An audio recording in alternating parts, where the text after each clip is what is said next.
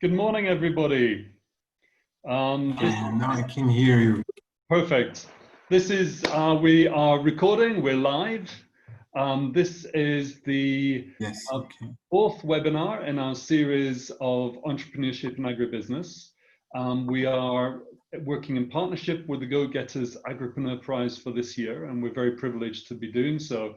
And we have developed this series of webinars in partnership with the African Management Institute and also with the support of our core partners of the Swedish International Agricultural Network Initiative. So please do feel free to go and have a look at siani.org at any time if you're interested.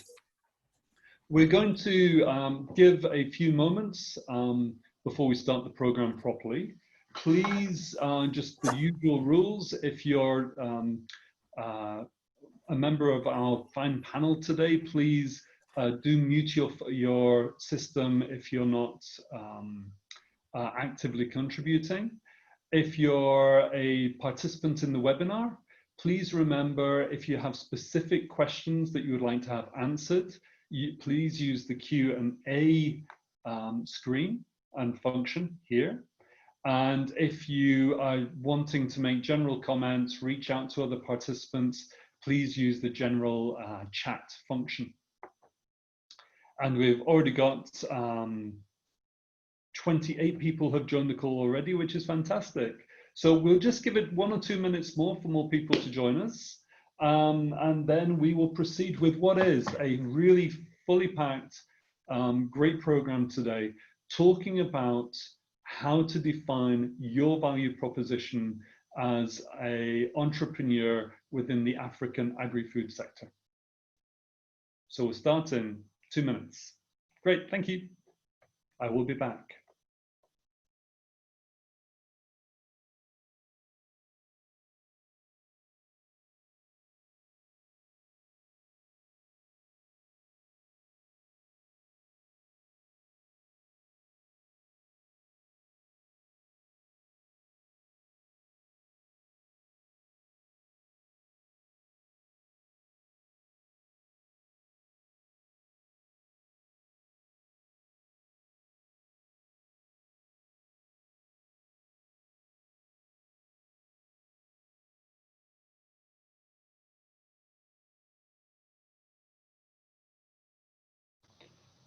And so to start our program today, we have got, as I say, a really interesting program. We have some great speakers. Our deep and close friend Stephanie from the UN Food and Agriculture Organization is joining us today.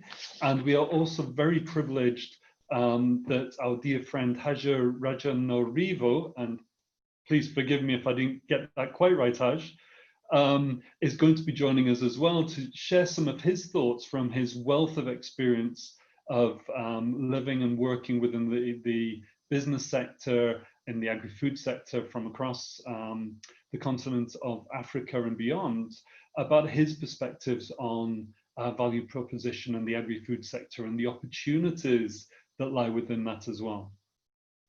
We are obviously going to be touching base on the topic of value proposition, which is the next module that you are hopefully going to be completing as part of the Entrepreneurship in Agribusiness course, which you are following.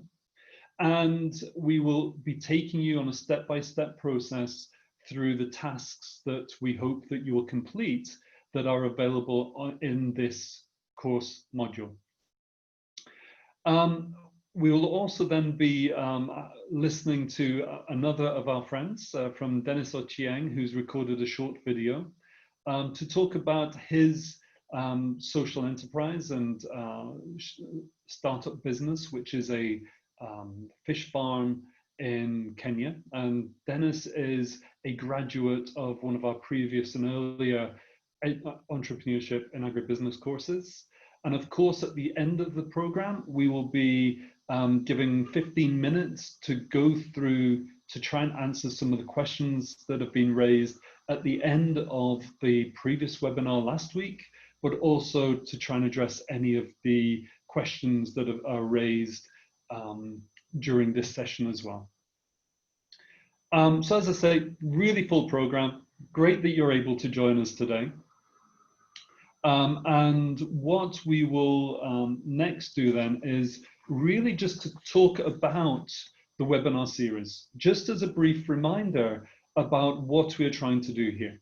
And so, as you know, you're all members of the Go Getters Agripreneur community, and we offered, the Agripreneurship Alliance offered you access to the Entrepreneurship in Agribusiness course that we developed with our friends at the African Management Institute. And what we are doing to support your study of following that course is to provide a weekly webinar to link in with the pace of your study. And so this week, we're obviously looking at value propositions.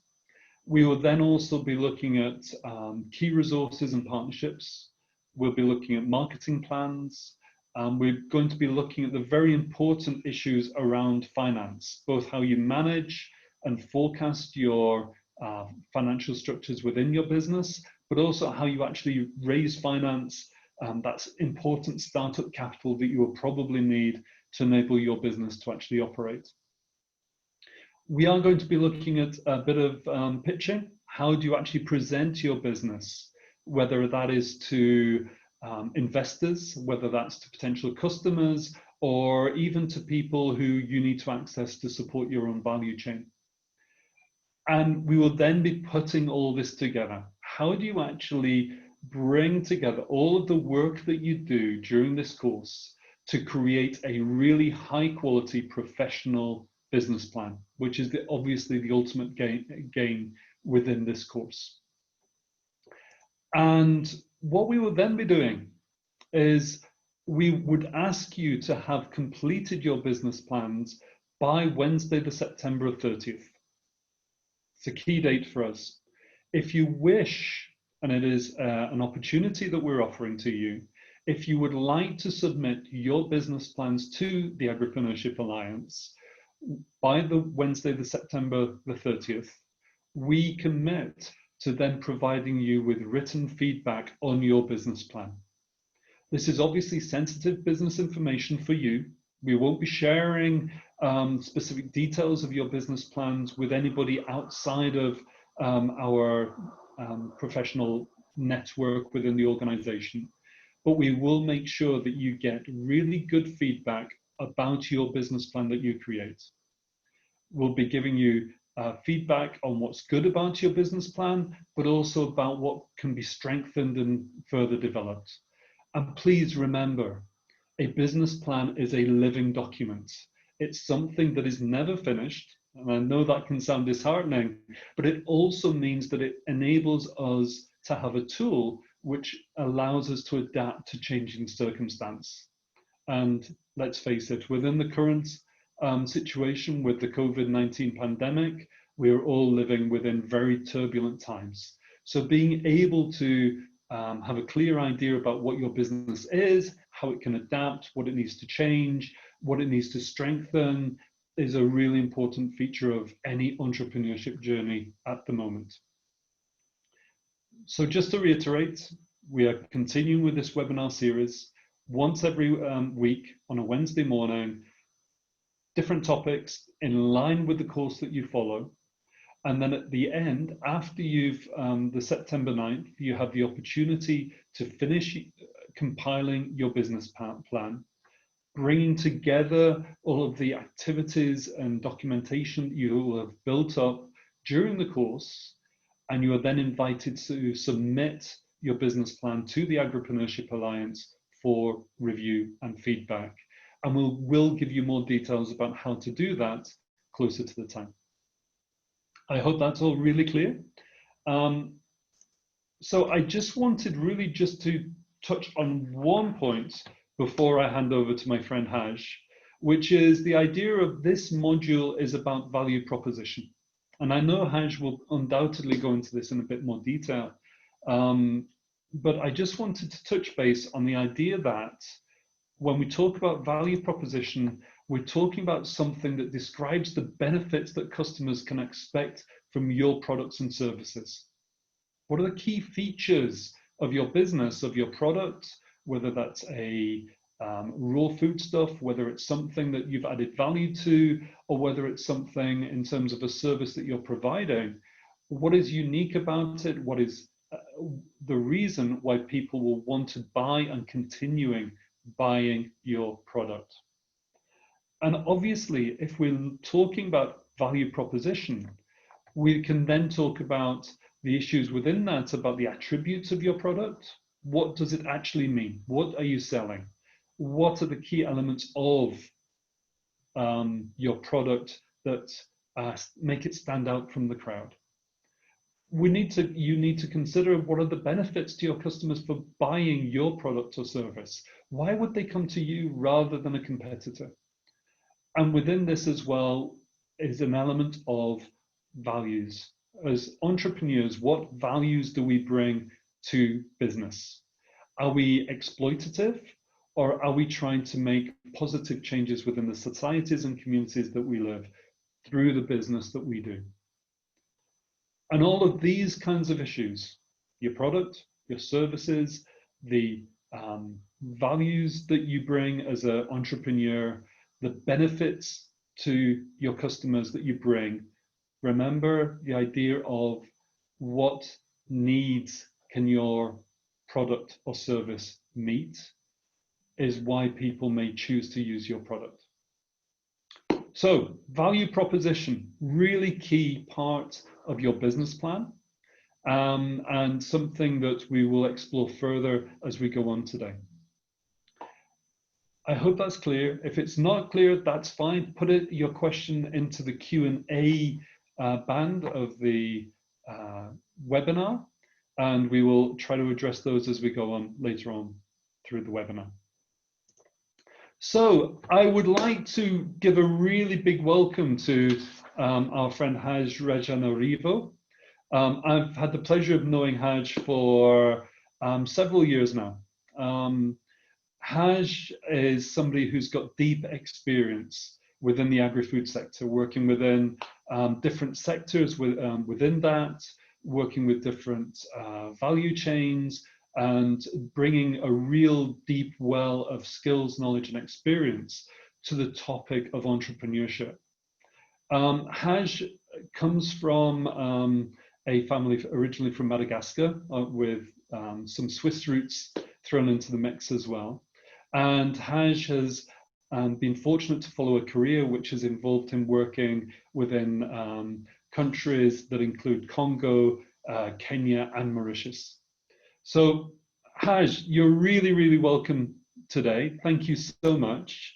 It'd be great if you could maybe say a few more words about your own journey, but also about some of the perspectives that you bring to the concept of entrepreneurship and agribusiness and around the topic of value proposition. So Haj, you're very welcome. Thank you, Stephen. Just checking that my mic is working correctly. You're coming through loud and clear, Haj. Okay, thank you. So welcome everybody. It's my pleasure to be with you for a moment today. And I thank Stephen and the Agripreneurship Alliance for inviting me and giving me the opportunity to share with you a few thoughts and experience in the field of and around the value proposition that you could develop for your own business. Maybe quickly, just to complement what the kind introduction you made, Stephen. Yes, I think I can rely on a variety of experience and competencies acquired throughout my professional journey, as I started in marketing and sales. Also had some management experience in the continent. That was with the agro-industrial group Nestlé Food. Throughout my career, I also always took very close attention to the importance of the people dimension in business. This has led me also to be more involved in human resources management, which is now my career. But in the meantime, I also developed my own business of consultancy. I coached people in managing their own projects or advised enterprises in people organization. So this is maybe giving me a background which is both business and people oriented. Now to the topic of today and value proposition, I intend to share a few thoughts about that with you, and also give you two examples, maybe to better illustrate the approach which is required from you if you want to use it in your project. One first thing is that maybe for some of you this may sound a bit academic, a bit too structured, maybe a bit stiff, but nevertheless I'd like to stress the importance of structured approach and well thought through elements in a project like the ones you intend to run, because this is, and I'm adamant about that, this is really with good foundations that you can ensure the success of your project. That's why I encourage you really to follow the steps as advised in the lesson and in the documentation you can access, and really go very closely through these different steps and define very well the different elements which have been advised and required. While doing that, don't do that on your own. Don't prepare your value proposition approach secluded in a room, not interacting with your environment. Of course, it's very important that you embed in your reflection elements coming from the different stakeholders you'll be interacting with. And as you do that, I also advise when you run a project like the ones you're looking at for yourself, build a first circle of advisors, of maybe close stakeholders.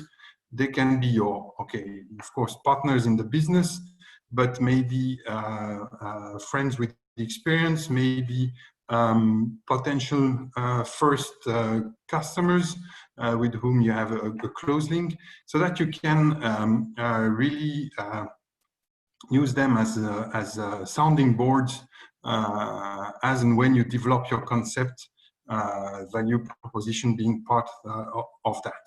So don't hesitate to really use your first circle of contacts to refine your initial thoughts and works, and really make sure you come up with something which is also clearly presented, easy to understand, and for which you've maybe tested the concept with this close first circle.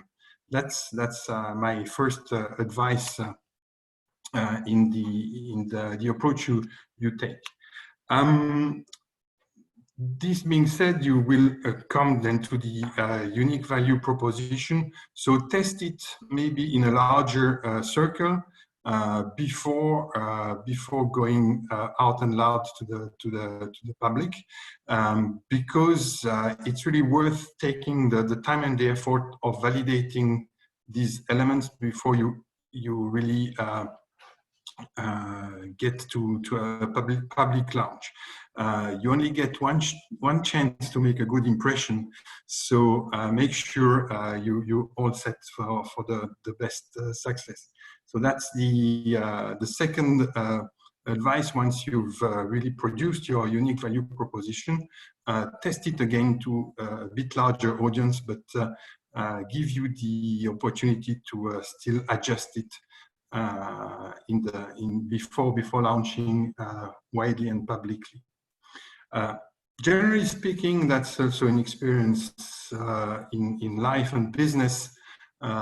Just remember, nothing is cast in stone. If at some stage you realize something has to be improved or modified or adjusted, you need to have the courage to do so, rather than keeping on the wrong track and heading for a wall. So don't hesitate. Also, if at any stage in your project you see you get stuck or you heading in not the ideal direction, nothing is cast in stone. So you can always adjust and correct what you need to. So don't hesitate on that. And sometimes it can mean having some courage to question what you thought was given or solid or really definitive. Another thing I want to add also before I also get into some examples. As Steven said, everything starts with the product, the attributes of the product. Then you think about the benefits and the value this can add to your customer. But when we say product, we really have to look at it in a broader perspective.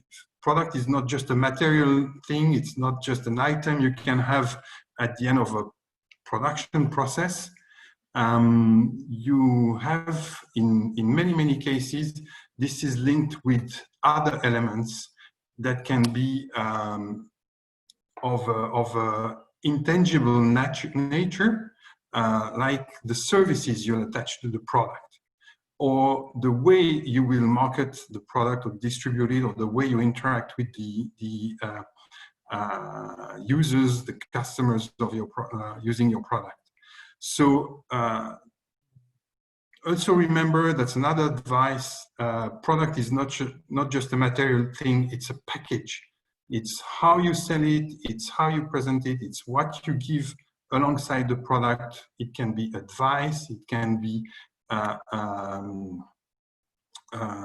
customer service, it can be a follow-up on the sales with your customers. So I think this is, and often it's something that doesn't cost you too much money. But if you really care genuinely for what the customer will do and benefit from using and consuming your product, then this really contributes to adding value to your product. So remember, it's not just selling, like in the example, a fish, but it's also maybe a story you can tell around it. It's the impact of your activity in the community. It can be the way you care for the customer as well. So do not underestimate this at all, and do not hesitate to apply also the continuous improvement principles in that sense. Now I'd like to maybe illustrate this value proposition definition by two examples. I've selected one which comes from the agro-industrial business, and that can maybe relate to some of the projects you have. And another one, which is an initiative where I coached a lady who wanted to develop fruit and vegetable growing and distribution in a community, actually here in Switzerland, where I'm currently based. And this lady was sent to me for advice on her business model, and we worked also, of course, on the value proposition of her project. So maybe for the first, and Steven, you tell me if I speak too much. For the first example in the agro-industrial business, this was the time when I worked in Kenya for Nestle Foods Group. We developed special packaging for a chocolate malt-based drink called Milo, and the product was to have this instant drink, into individual portions. What we really saw as the benefits for the customer was the fact that it would be accessible with a small out-of-pocket, because we know that industrial products in a lot of the environments in Africa can be quite expensive. So the act of buying was easier for the consumer, while guaranteeing the quality in terms of the recipe of the product coming from a renowned manufacturer, and the storage as well. So as a food safety dimension clearly there. And also the practical aspect of having this available on the go. So the consumers were then able to enjoy the preferred drink from time to time with a low out-of-pocket. That was consumer experience of the product, which we expected to achieve. When we analyzed the customers from under the three different approaches, what the customer wants, needs, or what are their fears, we identified that the customer wanted to be safe with the product in terms of the quality, the taste, the branding as well was an element, and to have something affordable. They needed a low out-of-pocket, that as previously identified, and the packaging with good barrier against the outside environment, and so you could preserve and transport also the product. Of course, there were also fears element linked to that, and clearly for a number of consumers, this remained a product to some extent expensive, even though the individual portion made it at a low price, but not necessarily affordable every day. And the distribution, the fact of will I find the product available or not, was also an element. Substitutes to this product were a number of other similar drinks available, but not so many in the smaller format of the single portion, which was really a plus.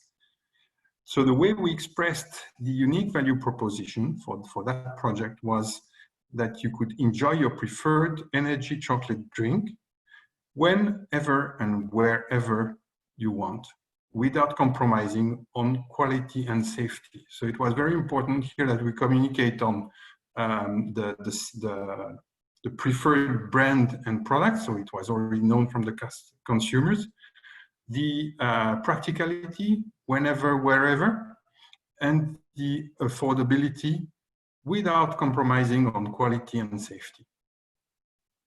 That was it for the first example. The other one I told you was in a project for a lady who was actually, she had two passions. One was growing fruit and vegetable, and the other was helping people, as she's a social worker here in Switzerland. And she combined these two passions in her project. The product that she intended to bring on the market was simply vegetable and fruit grown sustainably with respect of biological features in the way she cultivated them. That was really the product, but the benefits behind that was that not only were the product locally available, so less impact on the environment in terms of transport, but also the way they were produced, because she organized the production with the involvement of underprivileged people. People who had difficulties professionally in their social life and needed a reconversion, a reinsertion in society. And she proposed to bring them on her farm and train them so that maybe they can also gain in competencies and experience while earning some money from their work. And the experience offered through this product was really to have good quality bio products while supporting also a socially responsible approach. So the customers that were targeted for that product were the customers in the neighboring villages. They were contacted through mailing in the mailbox in the neighborhood, and also some social network activity. While working on that project, she identified that having bioproducts was really a plus. Lots of consumers were looking at locally grown products, and they were quite responsive to the fact that this would address a socially responsible goal also by providing these underprivileged people with an opportunity to have an earning and learn also a profession. But this was not without compromising on the quality and also the price, because clearly she was up against other specialized shops in bioproducts in the region, so she had to be careful with that aspect. By the way, in that example, for instance, we identified that other maybe bio greengrocers in the area could be seen as competitors, but they were also potentially partners because they could be also distributing her products. So you see that sometimes when you analyze your project, you can see that those who may initially appear as competitors will be in the end also to some extent potential partners. So nothing is always as it looks initially. And the fears that we had for that product was, of course, the dependence on the natural elements. So probably the risk of having disruption in the production, depending on the weather, and also the importance of having a very strict choice of the different varieties you grow, given the fact that the workers were not so experienced. So maybe you could not go into some culture that required too much expertise either. And we also identified that for some customers, although they accepted or they were keen on helping some underprivileged people, sometimes they were also a bit frightened by what the background could be. Like, for instance, clearly she employed people who had been on the drug previously, so you need socially acceptable people for the customers. That was part of the fears and the risks maybe in presenting that project. And here the unique value proposition that she produced lauded as follows. It was get your fresh supply of locally grown fruit and vegetable from sustainable bioagriculture produced in a socially responsible way. And of course, she had much more supporting material to explain her whole approach, but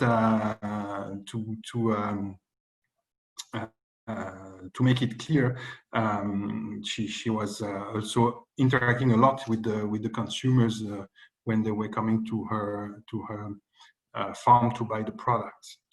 So that gives you maybe two different approaches, one more industrial, one more individual on her farm for this lady, and illustrates that you can have lots of different dimensions coming into what you take into considerations for your value proposition. In the first example, it was very much business driven, also linked to the production facility. Here in that other example for this lady on her farm, really the social responsibility element was one of the strong elements of the value proposition. So this being said, I hope the couple of thoughts and examples I shared with you could maybe help you in defining more effectively your own value proposition. Of course, with the vast array of projects that you may have, each one will require an individual approach. But I hope this gives you some food for thought. And I'll be happy to answer the questions at the end of the session. Haj, thank you so much for those really insightful case studies and examples that you gave.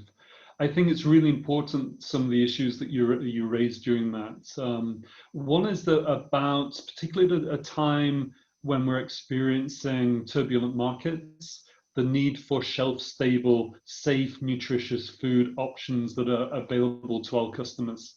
And you talked very much about the idea within the Milo example of an individualized product which could be packaged safely, which has got shelf life, which can be consumed, as you say, when the customer wants it. And the other idea that I think is important is the idea of a business which is socially responsible, a business that does good. And the idea of the fruit and vegetable farmer that you talked about, who was able to bring about a product which is both socially responsible, working with underprivileged young people, but also working within the bio sector, so taking into account the issues and challenges that we all face with changing climate. So thank you for that. The last takeaway, though, that I think is important is the idea that your value proposition is something that is really fundamental to your business, that it is really important to have a value proposition that you can stand over, and if you're questioned about your business, that you can actually demonstrate the proof of your value proposition. And there's an old phrase which says that you actually walk the walk, yeah, that you walk the talk. So thank you so much for that, Haj. Your insight is, as always, very, very important and useful. Thank you so much for your involvement. I'm delighted that you can stay on for the rest of the webinar. And it'd be great if there are some questions that come your direction. So thank you again, Haj. Where I want to go then, we're talking about the course and about the Entrepreneurship in Agribusiness course curriculum. And we're obviously focusing today on the module about defining your value proposition. And our friend Haj has been really clear there about the importance of having a clear value proposition for your business. On our course, in this module, the idea is that we provide you with the tools and opportunity to craft your value proposition for your business, and that this will be a fundamental part of the business plan that you complete towards the end of this course. And when you are studying the course on the online platform, you'll see that there are a range of tools and activities that you can download and that we ask you to either view or complete. I'm not going to go through this list right now, but I am going to touch on each of these issues, okay? So first of all, as always on the course, we have got a video that you can stream. We also have the audio tape for this video, which you can download. Please, it's 6 minutes of pure gold in terms of how you define your value proposition. So please do use this. Do listen to it or watch it, possibly both, to enable you to then follow the rest of the module. So this is your starting point, the video or audio tape. What we then ask you to do and what we introduce is your value proposition canvas. And this is a document which will help you develop your value proposition. And we give you two examples. We give you a completed document from our fictional friends at Trident Fish Farm. And that this is a document that shows you what the business value proposition canvas can actually look like once you've completed it. And as you can see, it is segmented into 3 core elements: your product. This may be a service, it can be something that you add value to, it could be a raw foodstuff, and your customers. And it's going through this idea again of your attributes, your benefits, and your values. And once you have gone through this document, as you can see, the unique value proposition of Trident Fish Farm is a consistent supply of locally grown, high quality tilapia and tilapia products delivered to you on time. And that's a very short, very succinct example of a unique value proposition. And the reason why we say it's starting to use the word unique is because a value proposition should never be something that you copy off the internet or out of a book or a document, or you see somebody else's, other company's value proposition and you go, I want that. The value proposition should be unique to your business, and that it demonstrates the product and the services and the experiences that your customers should expect when they engage with you. So we ask you then, we give you an example of a completed value proposition canvas, and we then provide as a download a blank canvas which you can complete yourself, so that you can actually type in the answers to these really key questions that you need to find for your business. What are the features of your business? What are the experience of the product? Through to what are the wants and needs of your customers? And as I say, only you can answer this for your company. And it is important, as Haj has been referring to use the power of your networks, to talk to people, to explore these concepts with potential customers, with potential value chain, with the people around you, so that you can craft a unique value proposition which really does encapsulate the great business that you want to be able to launch or grow. We also talk about competitor analysis within this.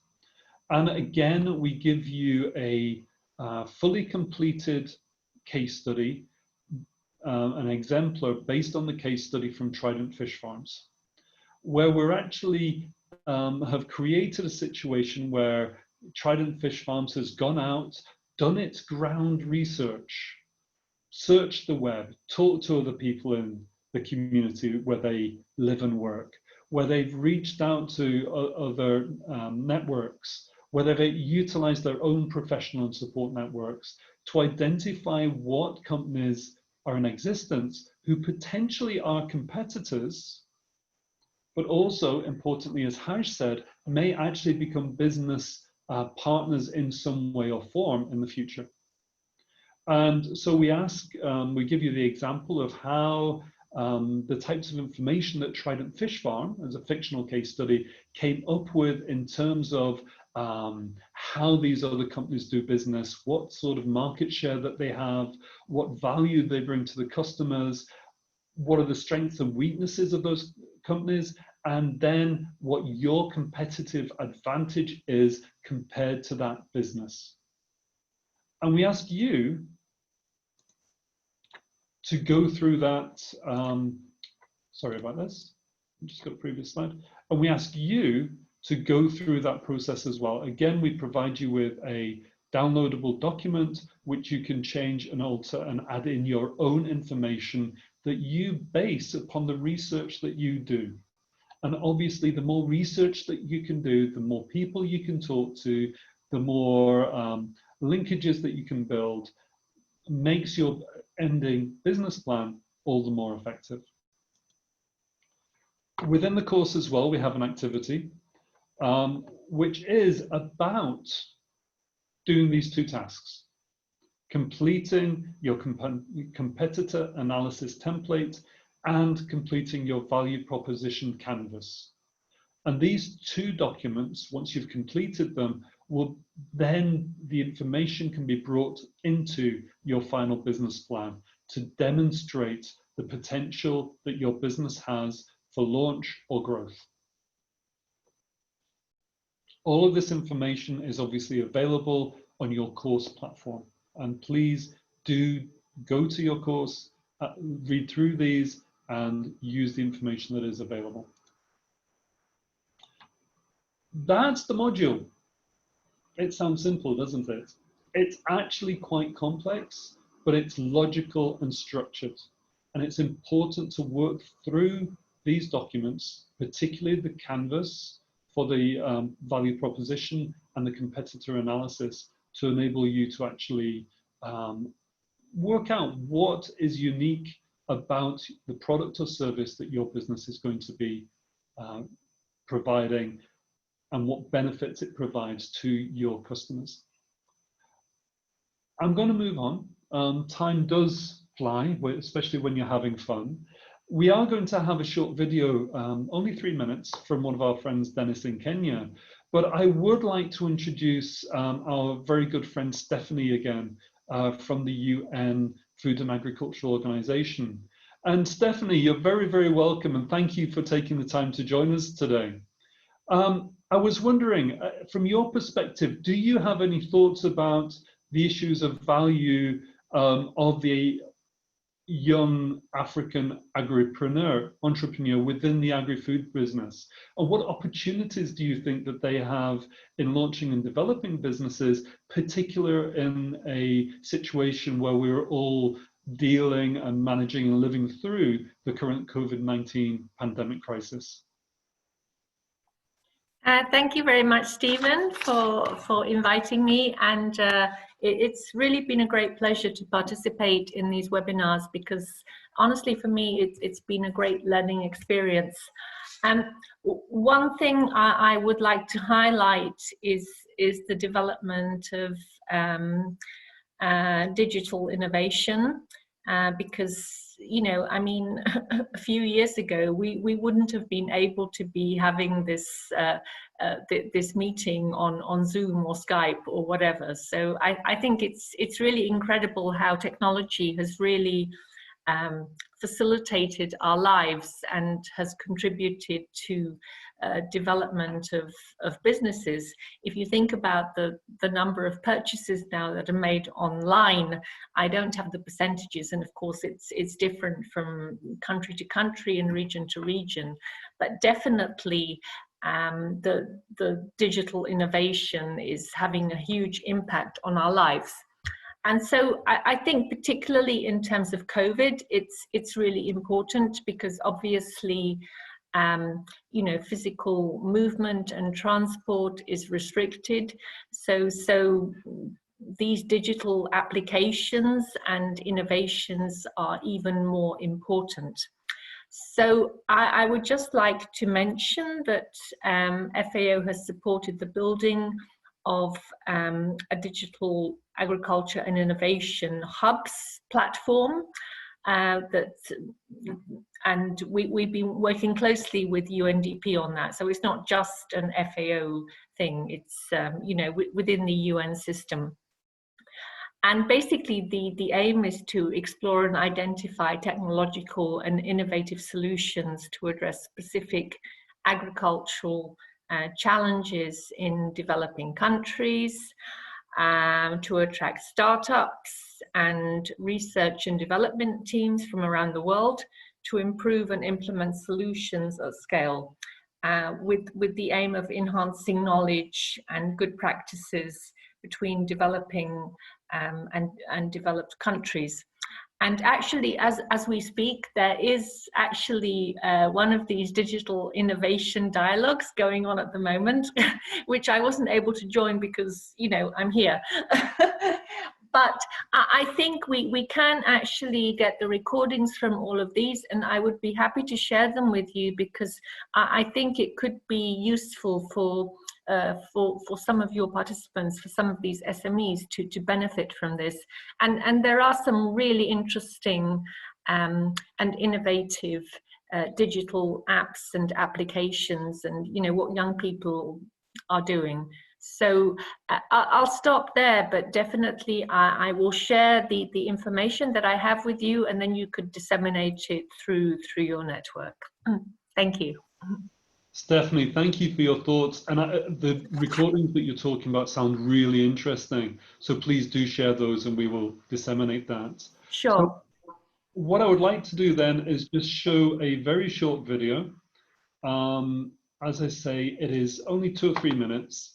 And this is our friend, Denis Ochieng, who completed our entrepreneurship course at Laikipia University in Kenya. And it's a brief opportunity for him to share some of his thoughts about business, but also about his experience of participating in the Entrepreneurship and Agribusiness course. So with no more ado, I'll hand over to Dennis.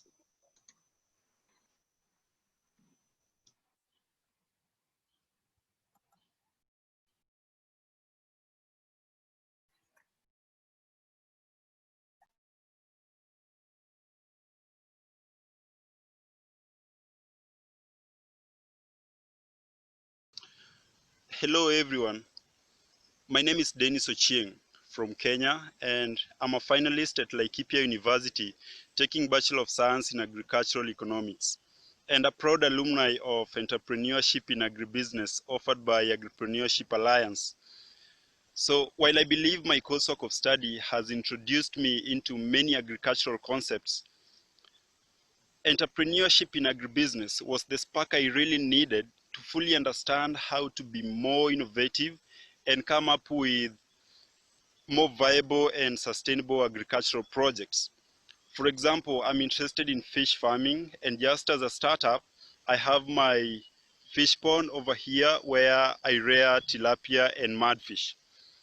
Well, for everyone who is interested in becoming a successful agripreneur, the value chain must be a point of concern. And through Agripreneurship Alliance, I'm now more knowledgeable on the business model canvas, market analysis, and proper financial planning. So I believe all these concepts will help me achieve my dreams of becoming a successful agripreneur.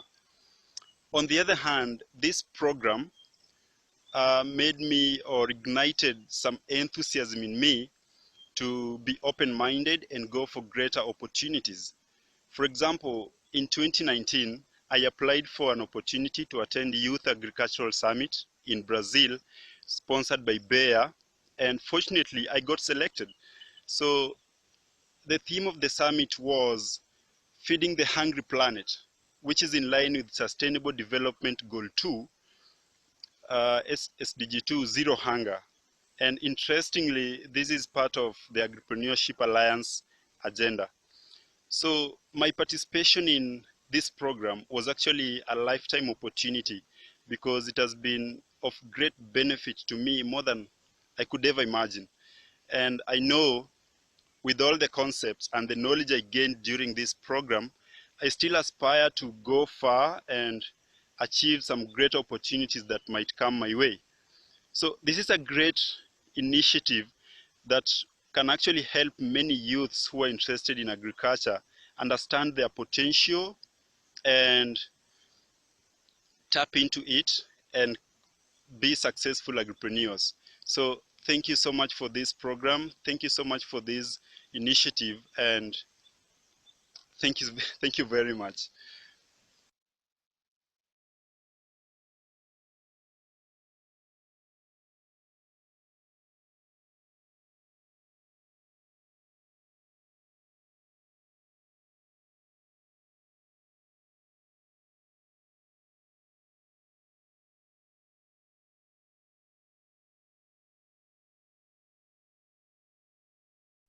So I hope that you found that short video of use.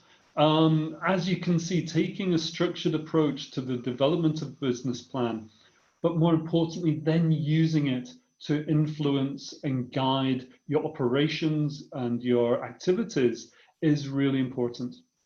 And using the business plan as a living document, a living tool, so that it can actually help guide you and within what can be at times a tumultuous business environment. And as we can see from Dennis, initially his first business idea was about a business consultancy, providing services to local farmers. And for all sorts of reasons, that business wasn't brought to fruition. But what he was able to do then was able to utilize the tools that we'd shared with him, that he had taken the opportunity to develop through the Entrepreneurship and Agribusiness course, and be able to adapt, change, his business ideas, so that now he, as you can see, is launching a in-ground fish farm, which is really exciting. And I'm looking forward to following Dennis's development as his business goes forward and grows. So thank you to Dennis for sharing that video. I'm hopeful that he was able to join the webinar today.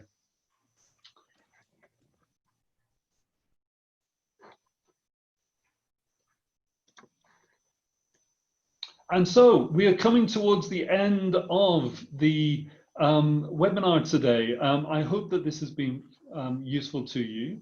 I would like to hand over to my friend Anne Rollin to see if there are any questions and answers that have been raised today or from last week that we can address.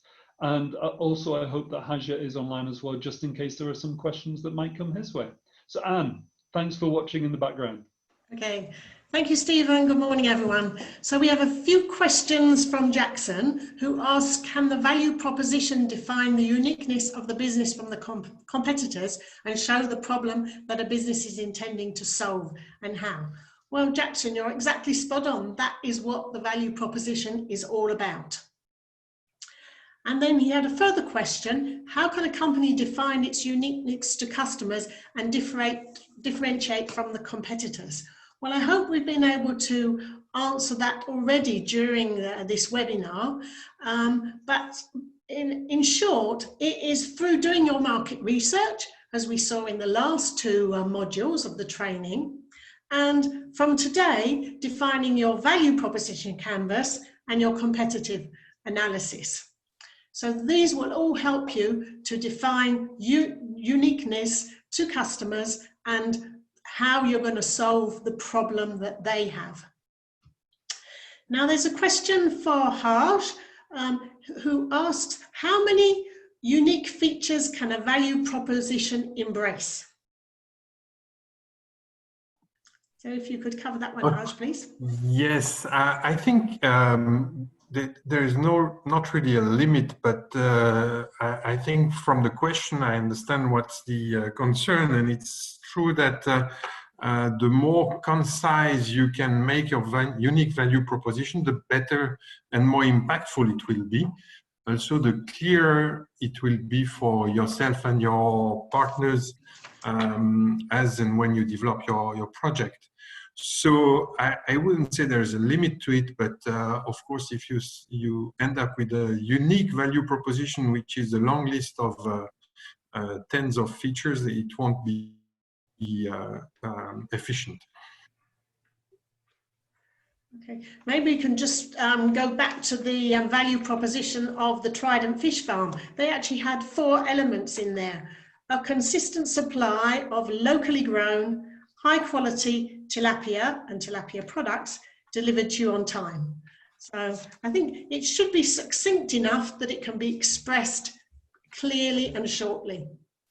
Yes, and the interesting thing about this one is that, as I mentioned, it's not just focused on the product, it's also the delivered on time, which is the service, and that's really a dimension that has to be also considered.